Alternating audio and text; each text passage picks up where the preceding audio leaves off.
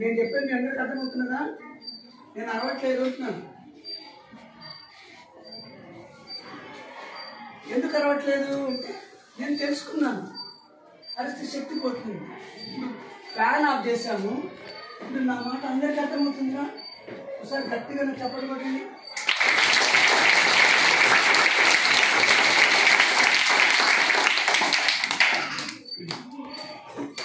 చప్పట్లు కొట్టడం కూడా శక్తి పోతుంది అని చెప్తున్నాను.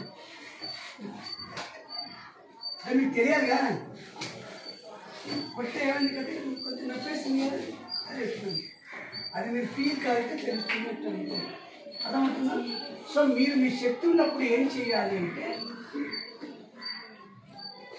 శక్తి ఖర్చు అవ్వకుండా ఏదేది చేసినప్పుడు వర్క్ అవుతుంది. ఇక్కడ మీరు ప్రశాంతంగా ఉంది, నేను చదువుకోవాలంటే చదువుకోలేని పొద్దునే స్కూల్కి రండి, పాఠం వినండి, ఇంటికి వెళ్ళి మళ్ళీ ఒక్కసారి తీసి చదవని వచ్చేస్తుంది. చదివేటప్పుడు ఇలా చదవాలి అంటున్నాను.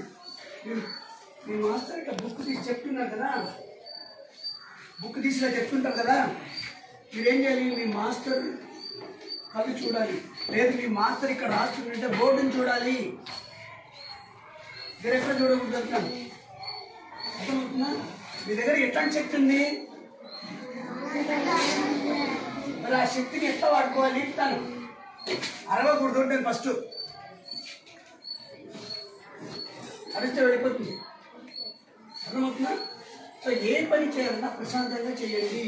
ఇప్పుడు ప్రశాంతంగా ఉన్నాను. ఎలా ఉన్నారు ఇప్పుడు?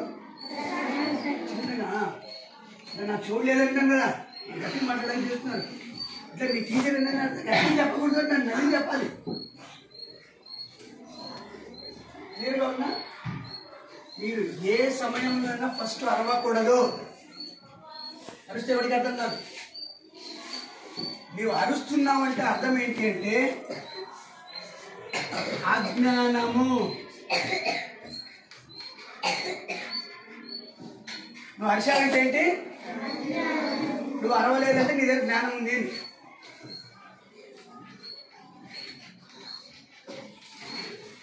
అంటే ఏంటి?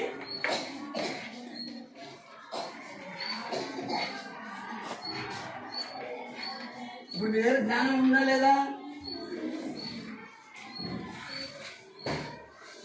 జ్ఞానం ఉందా లేదని ఏంటి మనం చెప్తున్నారు? ఆ జ్ఞానం ఉందా లేదా నాకు తెలీదు. నీ దగ్గర జ్ఞానం ఉందా? ఇప్పుడు మీ దగ్గర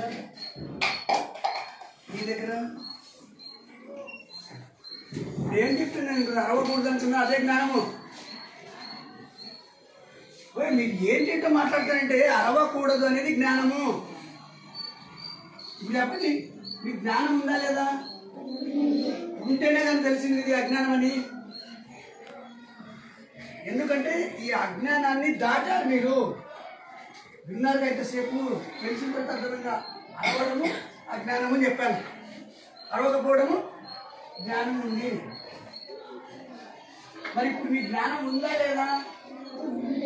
మరి ఎందుకు వాడట్లేదు? బుద్ధి లేదు అంటున్నాను. ఏం లేదు? బుద్ధినే వాడాలి అంటాను. ఏం వాడాలి?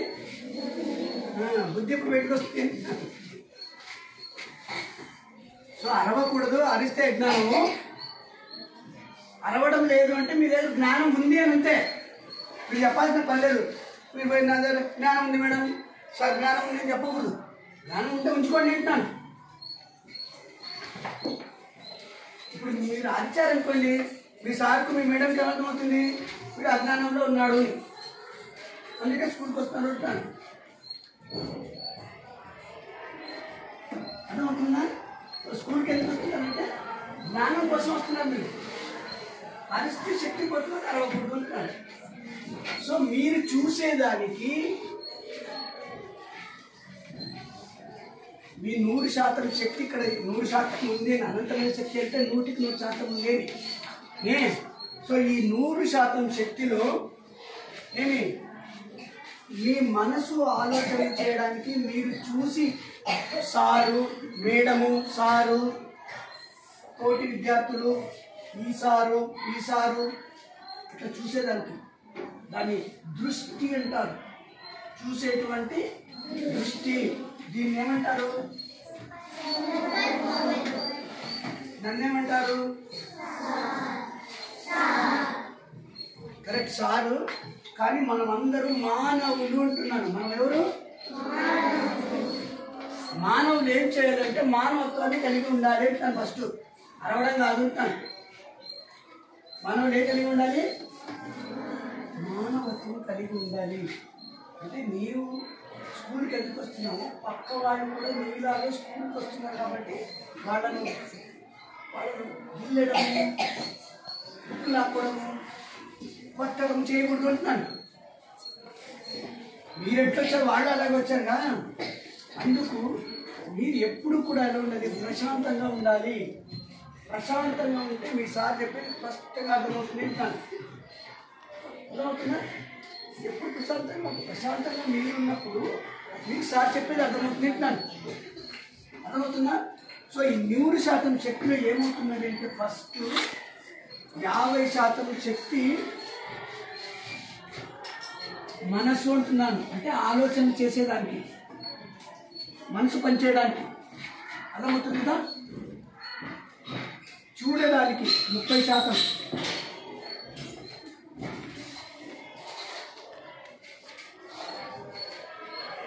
నెక్స్ట్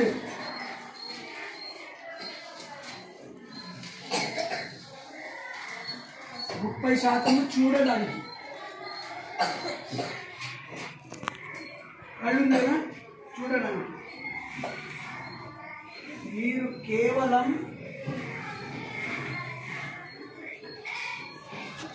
ఆడుకున్నా, చదివినా, చెప్తున్నాను, చదివినా, ఇంకా స్పష్టంగా చెప్తాను, టీవీలో చూస్తే, కార్టూన్ టీవీ చూస్తే కూడా మీకు ఎన్ని గంటలైనా ఉండవచ్చు. మీరు సినిమాలు చూసి కొట్టుకోవడము, చంపుకోవడం ఇవన్నీ చూస్తే మీ శక్తి ఏమవుతుంది? 3 గంటల తర్వాత కళ్ళు చూడలేవు.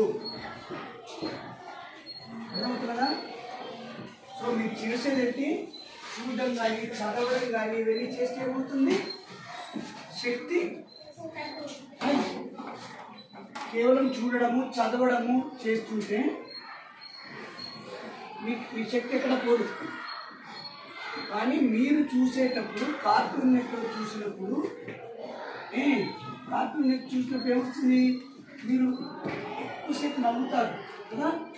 ఎక్కువసేపు అలాగే నవ్వుతూ ఉండే దాన్ని ఏమంటారంటే ఆనందము అంటారు. ఆ ఆనందం అనేది మీరు ఏం చేయక చూస్తుంటేనే వస్తూ ఉంటుందండి. అక్కడ శరీరం అలవదు. ఆనందం వచ్చేది ఏమవుతుంది? అలవదు. అరిస్తే చెట్టు వెళ్ళిపోతుంది అంటారు. ఇప్పుడు మీరు చూసేటప్పుడు ఏమవుతున్నది? కార్టూన్ నెట్వర్క్ చూసేటప్పుడు ఏమవుతున్నది? శక్తి వస్తున్నది. అక్కడ ఆనందం వస్తుంది. ఆనందం వచ్చినప్పుడు అలవదు. అర్థమవుతుందా? సో మీరు సినిమాలు కానీ లేక కార్టూన్ నెట్వర్క్ ఏం చూసినా కూడా 3 గంటల తర్వాత మీకు కళ్ళు వస్తాయి. అర్థమవుతుందా? 3 గంటల తర్వాత ఏమవుతుంది? కళ్ళు తెల్లగా కావడం, నీళ్లు కావడం అది అవుతుంది. అందుకు మీ కళ్ళు ఉన్నాయి కదా అని మీ ఇష్టం వచ్చిన పనులు చేస్తే అవి ఉండవు. మీ దగ్గర ఆ శక్తి ఉండదు. నెక్స్ట్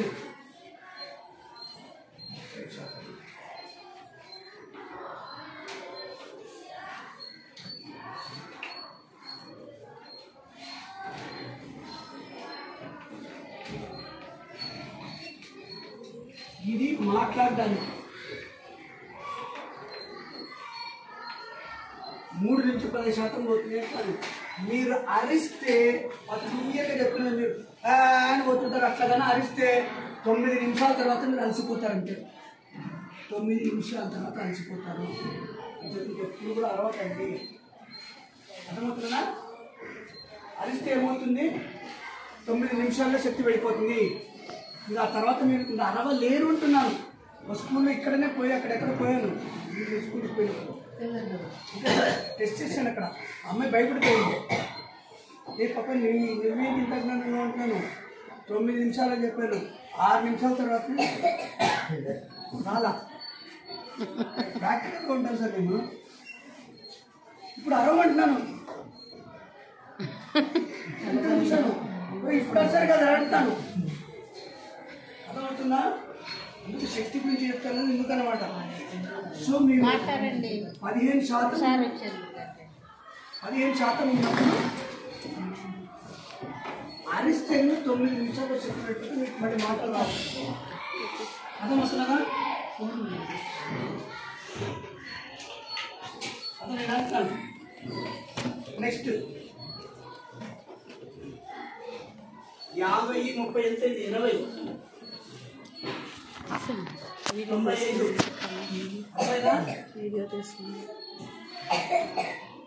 అర్థమైంది అంటున్నాను. %3.5 ఈ శరీరంలో ఎన్ని అవయవాలు ఉన్నాయో అన్ని అవయవాలు తీసుకుంటుంది. వినడానికి మాత్రము 1.5%.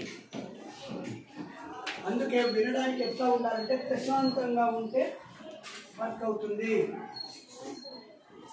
అర్థమవుతుందా? ఫ్యాన్లు ఎందుకు కాకపోతే ఫ్యాన్లు కూడా శబ్దాన్ని ఇస్తాయని చెప్తున్నాను. ఫ్యాన్లు శబ్దం ఇచ్చినప్పుడు నేను ఎంత గట్టిగా మాట్లాడినా మీకు వినపడదు. క్లియర్? సో శక్తిని మీరు అనవసరమైన దానికి ఎప్పుడు వాడకూడదు. శక్తిని ఏం చేయకూడదు? అనవసరమైన విషయాలకు వాడకూడదు. అవసరమైన విషయాలకన్నిటికీ వాడుకోవచ్చు. ఎవరు ఏమన్నా అంచేత అరవకూడదు అంటాను. అరిస్తే ఏంటి? అజ్ఞానము. మీరు అరవటం లేదంటే అర్థం ఏంటి? ఈ జ్ఞానం తెలిసింది ఏంటి? అరిస్తే శక్తి పోతున్నది, అరవకుంటే జ్ఞానం ఉంది. ఏంటి జ్ఞానము? చూడడానికి మనసు పనిచేయడానికి 50%, చూడడానికి 30% వెళ్ళిపోతుంది. 3 నుంచి 15% మాట్లాడడానికి పోతున్నది. ఇక మిగిలిన 5% అంతా కూడా 3.5% శరీరంలో ఉన్న అవయవాలు, 1.5 కేవలం వినడానికి. అర్థమవుతుందా? మీరు శ్వాస తీసుకుంటున్నారా? శ్వాస తీసుకోవట్లేదా? తీసుకోలేని వాడు ఉన్నారా? అందరూ భూమి మీద అంటున్నాను శ్వాస. సో ఇప్పుడు ఏమంటున్నానంటే మీ శ్వాస తీసుకోవడానికి చాలా తక్కువ అంటున్నాను. మీకు తెలుస్తుందా?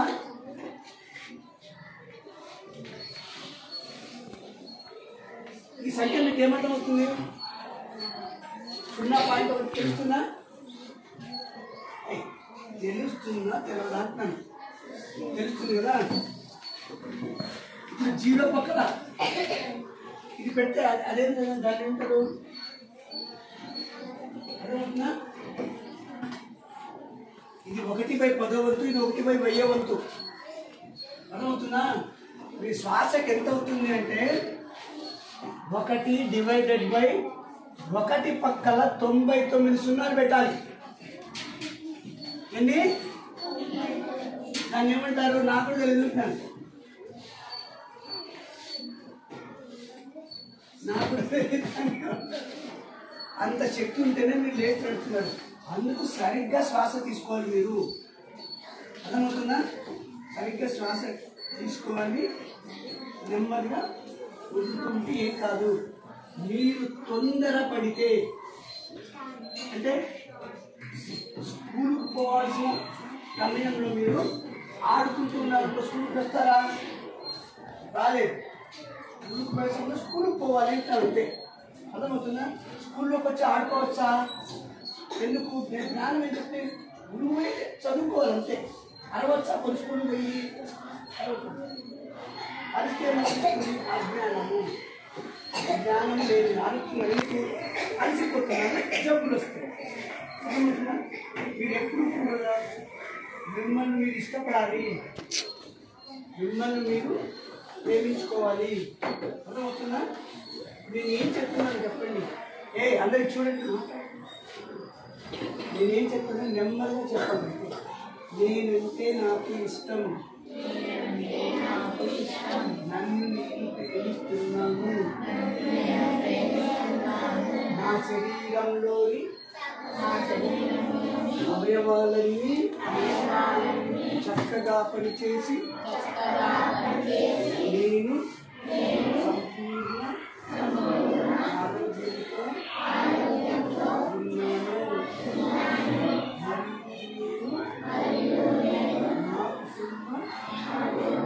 సభ్యులందరితో కలిసి సంపూర్ణ ఆరోగ్యంతో సంపదలతో ప్రేమతో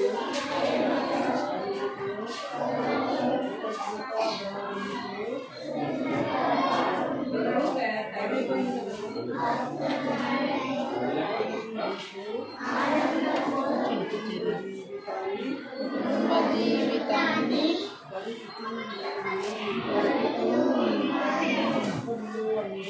పుష్పంలో అందరూ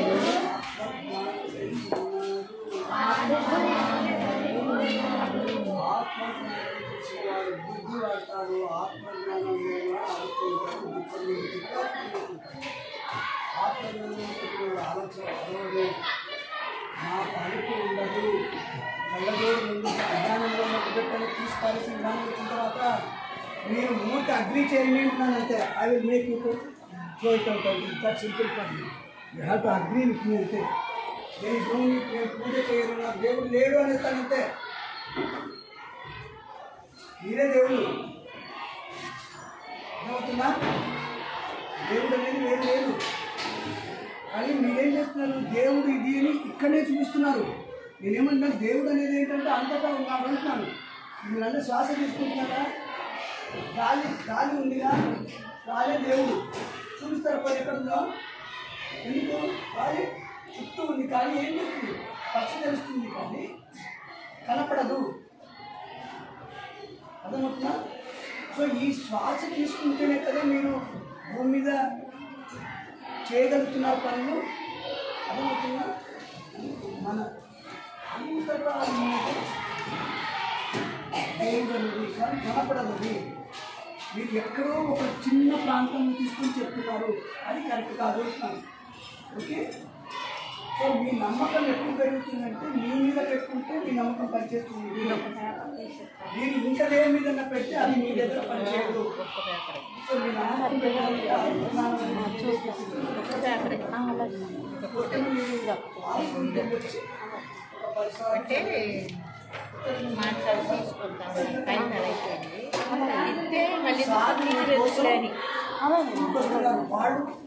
వాళ్ళ జీవితంలో వాళ్ళ పనులు చేసుకొని మీకు పాఠాలు చెప్పడానికి వస్తున్నారు. అందుకేంటి సార్ కానీ టీచర్ కానీ పాఠాలు చెప్పి అడగకుండా ముందు వినాలి. ఎలా వినాలి? సార్ కానీ మేడం కానీ చెప్తే ఎలా వినాలి? అడగకుండా వినాలి. ఈ సెషన్ పోతే ఏం చేయాలి అంటాను, అడగకుండా పోవాలి. నేను ఇంతకుముందు వచ్చినప్పుడు ఏం చేస్తుంది? నేను స్కూల్కి వచ్చానా లేక చేపల మార్కెట్ వచ్చినా అనుకున్నాను. ఏమంటున్నాను? స్కూల్కి వచ్చానా చేపల మార్కెట్కి వచ్చానా అనుకున్నాను. అవి మేడం ఎవరో చెప్పాను నాకు. కరెక్ట్, ఇంకెవరు సంబడి టోల్డ్ మీ ఇన్సైడ్ ఉన్నారన్న. నేను వచ్చిన తర్వాత నిజంగా అరవన్నారు. What is the after that? అర్థమైనా? జీవితంలో ఎప్పుడు కూడా అరవడుతున్నాను. మీకు ఏమైనా ఇంకా ఏమైనా తెలుసుకోవాలన్నా